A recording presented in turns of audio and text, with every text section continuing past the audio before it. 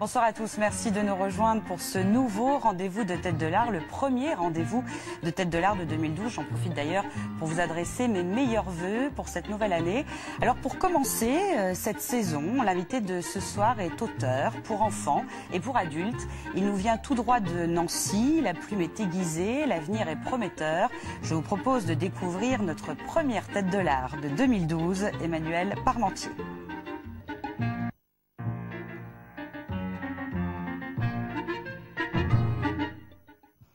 Bonsoir. Bonsoir. Merci d'avoir fait le trajet jusqu'à nous. Vous êtes le premier invité de l'année, donc ça se fête. Je compte sur vous, sur votre bonne humeur à partager avec nos téléspectateurs.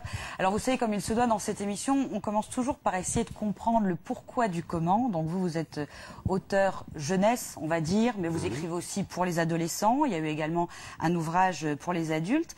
Votre histoire littéraire, elle commence assez singulièrement, parce que c'est pendant que vous êtes en DEA que vous décidez de tout changer, de prendre un autre tournant. Comment ça s'est passé? Qu'est-ce qui s'est passé en vous à ce moment-là? Alors il faut replacer dans le contexte.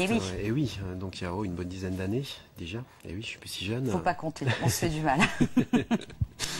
Tout simplement, effectivement, j'étais parti pour faire... j'étais dans des études universitaires, ce qui m'allait bien à un moment. Et c'est vrai qu'il y a un moment où je me suis un peu moins retrouvé. Et j'ai commencé à lire un peu de littérature pour les enfants. Et ça m'a beaucoup plu, et je me suis dit à un moment, je me suis lancé un challenge, je me suis dit, écoute, toi tu as une formation universitaire plutôt poussée, bon, on va voir si tu as les tripes pour écrire un livre pour enfants. Et c'est comme ça que c'est parti. Donc j'ai écrit une histoire pour les enfants qui n'a jamais été publiée, parce qu'à mon avis, elle ne mérite pas d'être publiée. Par contre, ça m'a donné envie de continuer, et c'est comme ça que sont nés tous ces petits livres en fait. Parce que quand on commence à goûter à l'écriture, on n'a plus envie de s'arrêter. C'est vrai, c'est une vraie drogue. Ouais, c'est une drogue, et puis c'est une remise en cause permanente, c'est des défis. Moi, c'est comme ça que je l'envisage en fait. Personne me force à écrire, donc à partir de là, c'est moi avec moi face à moi-même, et ça, je trouve ça super intéressant pour voir un petit peu ce qu'on a dans le ventre aussi. C'est nos coups de cœur, c'est nos coups de gueule, voilà, on est libre. Et pourquoi l'envie de lire un livre pour enfants? Parce que c'est assez étonnant. En général, c'est pas forcément ce qu'attire un adulte. Vous avez l'explication par rapport à ça? Moi, je trouve qu'il y a une vraie vitalité, une vraie force dans la littérature jeunesse. Moi, je trouve que la grande force de la littérature jeunesse, alors qui effectivement a beaucoup évolué, moi je pense sur ces 30 dernières années ou ces 20 dernières années, la littérature jeunesse que moi j'ai connue n'est pas la littérature jeunesse qu'il y a actuellement. Et je trouve qu'il y a une vraie provision et de livres et de talents. Et il y a plein de choses intéressantes. Et ça, je trouve que c'est très très riche. Ça se vérifie d'ailleurs sur les salons. Et c'est comme ça que voilà, j'ai lu quelques livres pour enfants, et ce qui m'intéressait, c'est de voir cette liberté de ton, de voir qu'il n'y avait pas de limite, qu'on pouvait aborder à peu près tous les sujets, peut-être tous les sujets à partir du moment où le ton était juste, et on se mettait à hauteur d'enfant. Et c'est ça la grande difficulté peut-être de l'écriture, mais je pense qu'on viendra dessus, c'est trouver le ton juste, parce qu'on ne peut pas tricher avec les enfants. Et ça me plaît.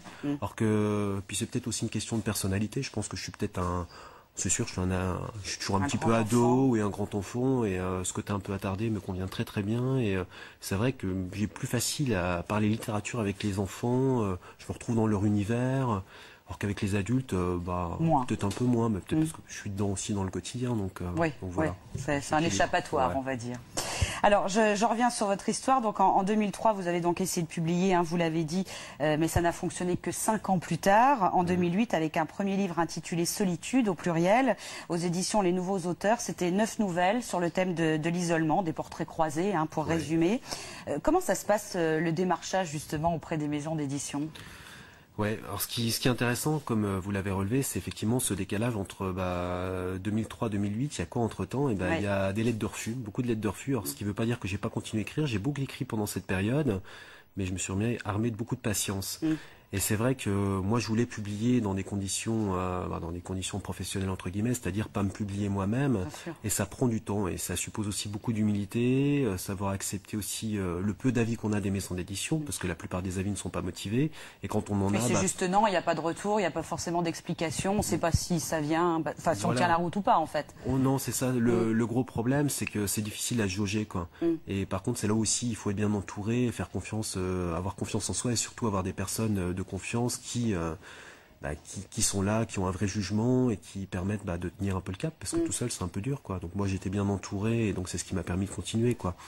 Et après je pense que ce qui a débloqué la situation, moi c'était je pense que ce qui m'a permis moi d'éditer, comme peut-être je pense beaucoup de jeunes auteurs actuellement, c'est Internet aussi qui permet une plus grande visibilité et qui permet tant pour les auteurs aussi que pour les maisons d'édition. Et moi, c'est comme ça que ça s'est fait en fait. C'est une maison d'édition qui était pas, qui démarrait. Il y a eu un appel à auteurs, il y a eu que quelques auteurs de sélectionnés et j'ai fait partie de ceux-là. Et c'est comme ça que c'est parti, quoi. En revanche, vous dites que vous avez un vrai respect pour l'édition indépendante. Oui, oui, parce que c'est un milieu qui est pas facile. Alors, ceux qui sont installés, c'est déjà pas facile pour eux, mais ceux qui sont un peu moins installés et qui sont à plus petite échelle, c'est encore plus compliqué. Et moi, c'est vrai que ça fait, parce que je suis le gros de mes ouvrages est publié dans des éditions que je qualifie d'indépendantes, sauf peut-être la première qui est paradoxalement devenue une grosse maison, quoi, où c'est un groupe de presse derrière, mais ça suppose des éditeurs qui publient peu de livres. Par contre, qui misent vraiment sur ces livres, c'est-à-dire que c'est leur coup de cœur et ils vont aller au bout, tant pour le vendre, parce qu'il faut trouver son lectorat, ils prennent des risques et ils nous font confiance et on est dans un climat peut-être pas familial, mais en tout cas, moi j'ai un vrai rapport de proximité, d'intimité. On se sent un peu protégé, un peu coucouné. Oui, quand ça va pas, moi je parle à mon éditeur, on discute de certains, on parle pas que d'argent, que de vente, on parle de plein de choses. Tant mieux, ça c'est rassurant. Et moi, j'ai découvert effectivement une sorte d'antichambre en fait, c'est-à-dire que moi, je trouve que là, peut-être la vraie vitalité de la littérature, c'est ce que j'appelle donc effectivement la littérature, les éditeurs indépendants, qui effectivement sont pas les tout petits, ou petits, mais en tout cas qui font des choses de qualité. Oui, ça n'a rien à voir. Voilà, et qui font un vrai travail de fond, qui sélectionnent leurs auteurs, qui font des beaux ouvrages, des textes de qualité, et qui aussi peuvent, qui servent un petit peu de référence et qui permettent aussi aux auteurs peut-être après d'être démarchés par des plus grosses maisons d'édition. Je sais que moi c'est ce qui. C'est ce qui s'est passé. Ce qui s'est pas encore tout à fait passé, mais ce qui commence, qui est en train de se passer, quoi. Puis peut-être qu'on vous sollicite davantage, on tient peut-être davantage compte de votre avis. Oui, puis il s'est passé 4 ans. En 4 ans, j'ai publié quand même quelques livres et j'ai fait pas mal de salons, mon nom circule un petit peu, donc petit à petit, c'est comme ça que les choses se construisent. Donc c'est vrai qu'on aimerait toujours être plus haut, que ça aille toujours plus vite, mais ça. C'est un vrai travail de patience, faut avoir ça en tête. À moins d'un coup de chance, mais que j'ai pas eu jusque-là. En même temps, la vraie chance, est-ce que c'est pas d'être édité et de pouvoir faire aussi ce qu'on aime? Possible. La question est lancée.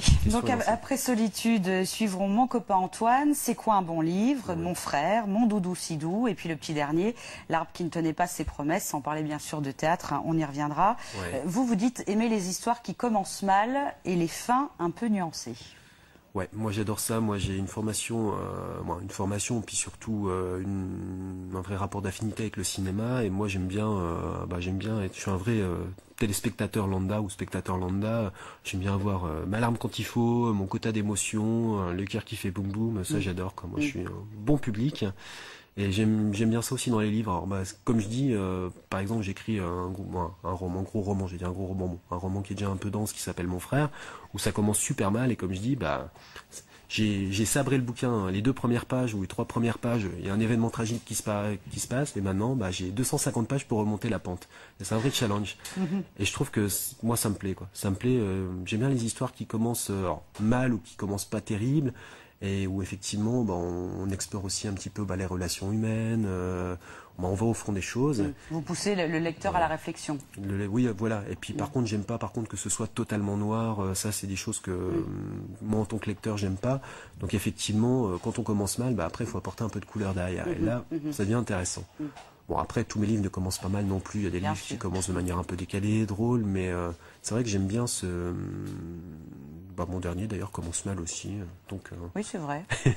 Après, je sais pas s'il finit bien. Ça reste très subjectif, on va dire. Moi, je vous ai dit, il y a des choses qui m'ont rendu triste dans votre dernier livre. On est dans le conte. Le conte aussi est cruel. Voilà, le conte est cruel, exactement. Alors justement, quand on écrit, quelle est la responsabilité de l'auteur face à ses lecteurs, face à son public?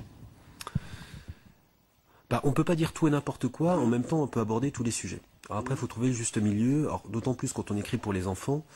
Pour les enfants, il y a des thèmes qui sont pas faciles. Alors, je sais pas si on peut tout aborder, n'ayant pas abordé tous les sujets. Bon, après, j'ai essayé d'aborder, par exemple, la mort. Moi, c'était plutôt un livre pour adolescents. Là, mon dernier livre, c'est quand même la petite fille. Au départ, sa maman l'abandonne parce qu'elle peut pas faire autrement. Bon, tout ça, ça aborde. C'est des sujets graves, on va dire. Oui, c'est des sujets, mais en même temps, qui sont pas forcément totalement le fond du sujet. Mais c'est vrai que ça fait partie de la vie. Et les enfants, en fait, adhèrent bien à partir du moment où, comme je disais, il faut être à leur hauteur, aborder les mots justes. Et puis surtout, faut pas que ce soit super noir. Donc après, il se passe plein d'autres choses. C'est aussi tout ce qui se passe autour qui permet de relativiser, de comprendre aussi que c'est la vie. Puis je parlais du conte tout à l'heure. Les contes, de toute façon, c'est pareil. Dans les contes, il y a de la tragédie, il y a de la cruauté. Voilà, je veux dire, l'homme, il est pas tout blanc. Voilà. Donc c'est ça. Puis la vie est pas toujours facile, mais c'est ce qui fait aussi le prix et puis le charme. Donc c'est un peu aussi, ça fait partie de l'initiation de Nectar, quoi.